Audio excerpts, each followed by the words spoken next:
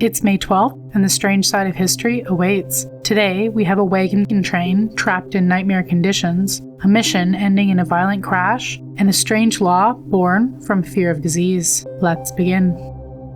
On May 12, 1846, a long line of covered wagons rolled westward into the American frontier. Carrying nearly 90 pioneers towards California, families laughed beside campfires, children ran alongside the wagons. To them, this was the beginning of a new life, but for many of them, they were already doomed.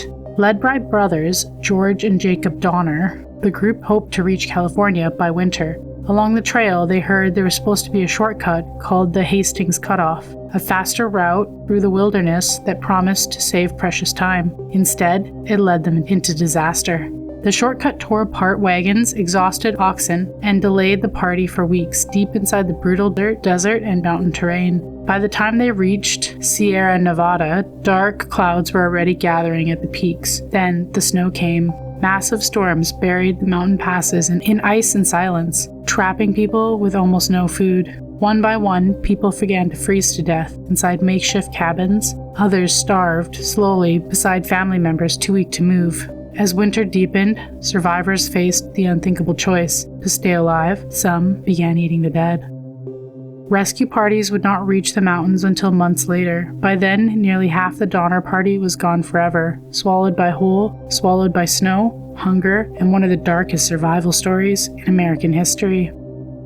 On May 12, 1965, somewhere in the silent darkness between the Earth and the Moon, a Soviet spacecraft began to die. The probe was called Lunar 5, an unmanned machine sent by the Soviet Union during the height of the Cold War space race.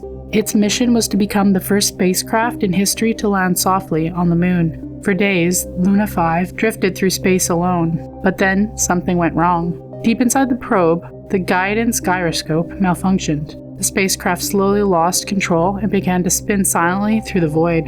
Engineers on Earth watched helplessly as the signals turned chaotic.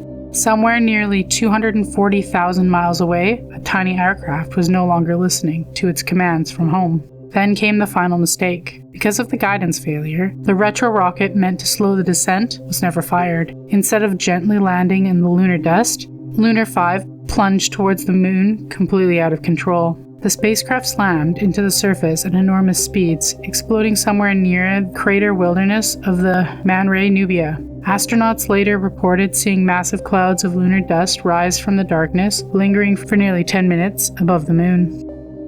For a brief moment, humanity almost touched another world for the first time, and instead, the Moon swallowed the spacecraft whole. On May 12, 1896, the streets of New York City were filled with smoke, horse manure, and death. Tuberculosis was spreading silently through the city, killing thousands each year. People called it consumption because victims always seemed to slowly waste away. Pale faces, endless coughing, blood-stained handkerchiefs hidden in pocket coats. Health officers believed one disgusting habit was helping it spread everywhere: spitting.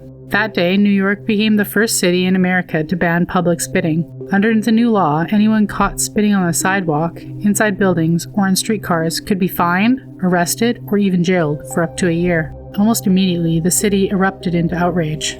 Some people obeyed, while others spit onto the sidewalk the moment the police turned away. Newspapers mocked the ordinance.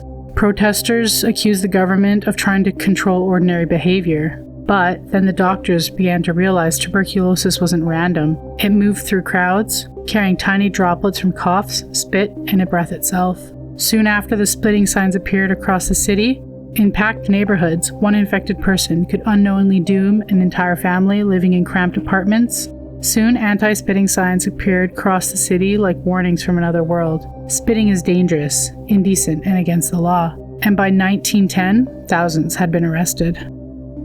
Imagine getting arrested in New York City, in New York, for spitting on the sidewalk. But with tuberculosis killing entire families, people were genuinely terrified of what they couldn't see. Another day, another strange bite from history. Like, comment, and subscribe. Your next Eerie dose is just a day away.